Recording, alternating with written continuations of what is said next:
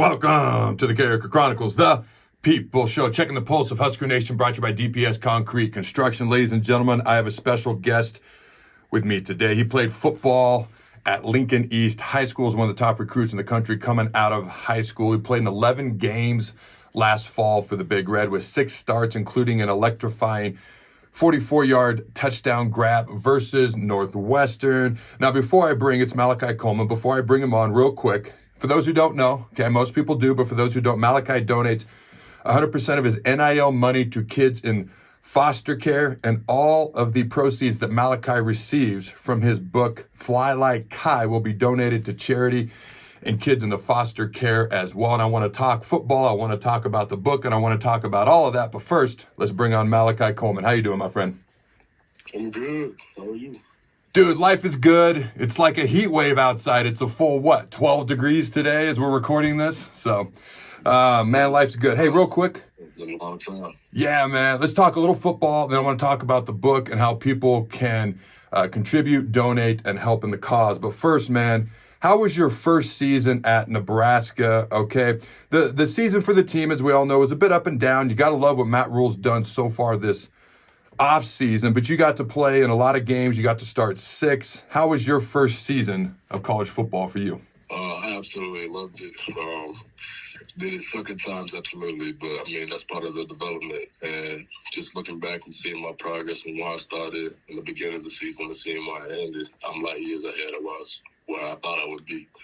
Especially with just getting on the playing time with the unprecedented injuries that happened and just being able to contribute to my team. It meant a lot, not just to me, but to my teammates as well, and I love that they can depend on me.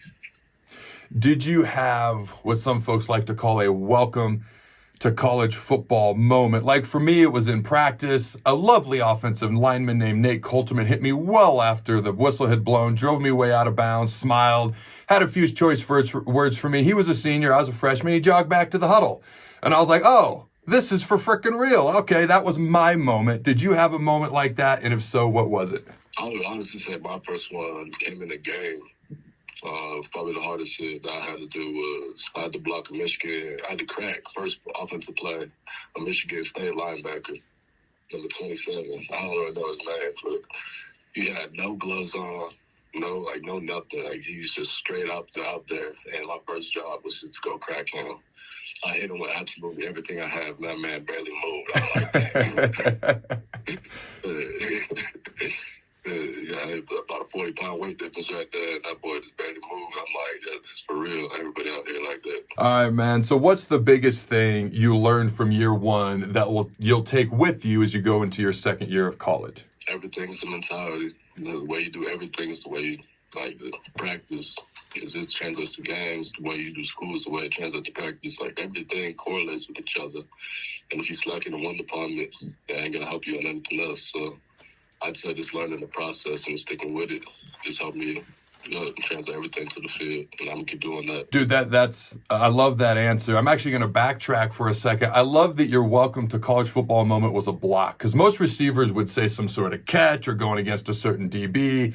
I think that just shows the mentality of blocking and physicality that Coach Rhule, Coach McGuire are trying to instill in the wide receivers at Nebraska, and I think that's awesome. So speaking of wide receivers, Coach Garrett McGuire, okay, as most people know, he spent some time in the NFL. He was the youngest coach in the NFL at the time, which is kind of cool. Now he's your position coach at Nebraska. What's he like as a coach? He's intense, but it's intense love, and he wants nothing more than for you to succeed.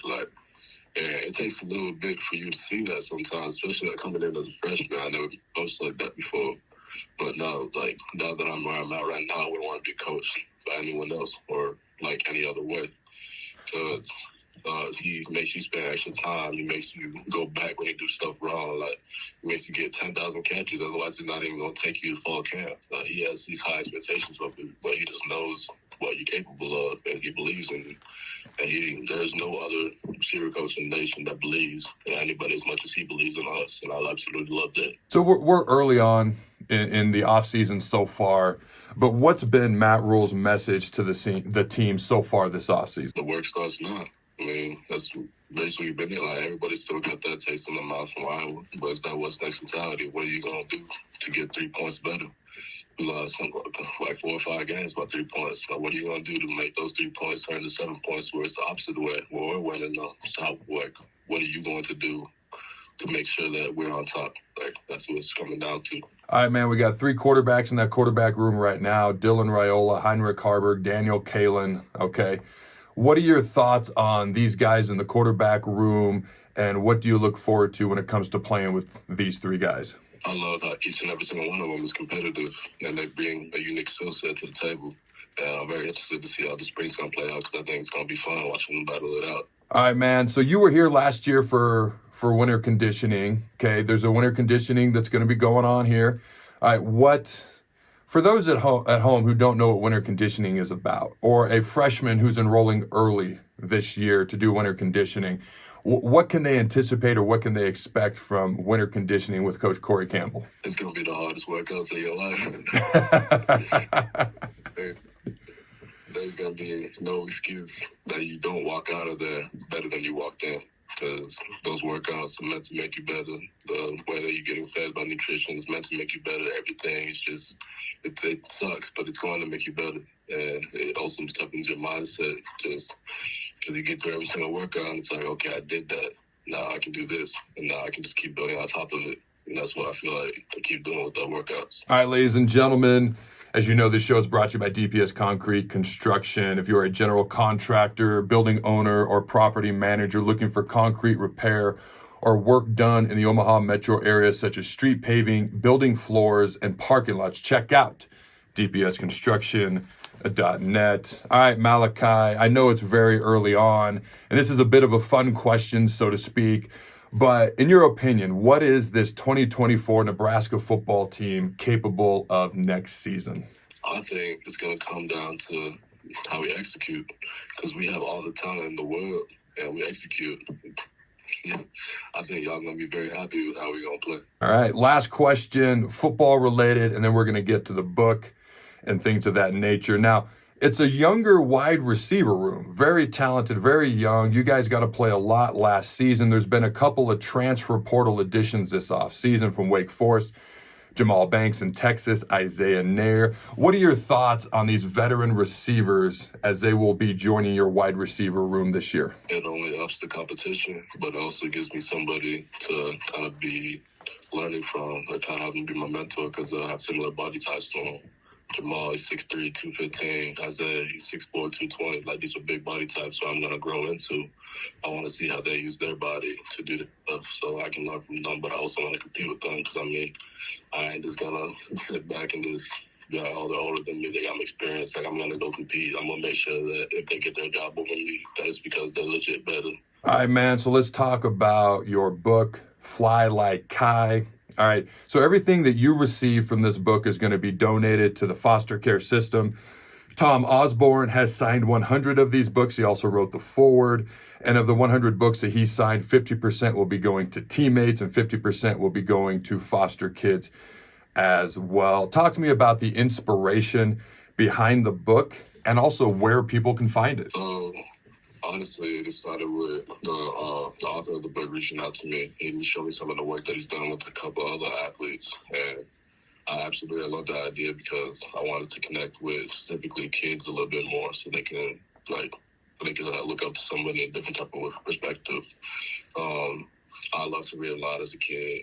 My mom got me into it, even though it was a bit of a struggle to get me into it. But yeah, I just want these kids to have something that they can just keep and just be like, look at this person. If he can do it, I can do it. And I want to be just like him. Like, I want to be a role model for as many kids as I can, and just reaching them in any way possible way I can. Like, I'm going to do it. So I mentioned in a text with you before the show that my mom was actually adopted. So the foster care system adoption hits very close to home with me as well. Now, this is 9 years ago, actually, today, and I'm not sure when we're going to release this interview. We want to do a great job with the post-edit and everything like that sometime in the next week. But as of today that we're recording this interview, 9 years ago today, okay, was the day that Miranda and Craig Coleman adopted you and your sister, Nevaeh. So I thought that was just kind of cool. But I heard a little bit of a story, and I want to see how much validity there is to it, because what I was told is that when your family found out that Coach Osborne was going to write the foreword for the book, it was just kind of like a shocking moment of almost inadvertent, like silence. Like it was just like a dead silence, because I think your parents in particular were so surprised and so excited they were almost shocked into silence. How true is what has been relayed to me? Is that actually how it happened? I mean, yeah, they were definitely shocked. My mom cried a little bit. I see Coach Osborne outside of practice. I'm like, this is just the man that oversees us, and like, he's an amazing dude and all that. But like, they don't get to interact with him like I do.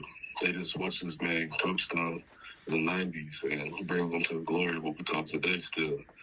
So for them to be emotional like that and to have to be able to have a person like that to be involved with us is just awesome. All right, so there's also a book that on the ping pong page is signed by Coach Matt Rhule. Now, I found this book online, and I couldn't help but notice that it's for sale for a penny. So I spoke to the man who wrote the book. He's like, well, Adam, I'm not technologically savvy. Really, we're going to auction it off, because I was going to make a joke about Rhule's book being sold for a penny, but it's really going to go for auction. But here's my question. How good is Matt Rhule at ping pong, really? How good is he really? It's such an odd thing to be good at, but he is stupid good at it. He'll go through anybody on the team. There's like maybe one or two people that can actually compete with him. Timmy, like Carriker was one of them. He was really good. But yeah, he's legit. All right, man. I'm not half bad. I'll have to challenge him someday. Ladies and gentlemen, you heard it here first. Matt Rhule is stupid good at ping pong, and I love that. All right, ladies and gentlemen, I'm going to post a link to the book, all right, in the comments below this interview on YouTube, Facebook, Twitter. Okay, and it's going to link directly back to what the Colemans are doing to the Fly Like Kai book. I'm also going to put it on the website or email list. Okay, and everybody get out and support this book. Buy it. Okay, buy it for a kid you know. Buy it for a birthday present. If you're a kid, you should be asking for it. Like, it's a great book. It supports a great cause. And until next time, Husker Nation, go Big Red, and always remember to throw the bug.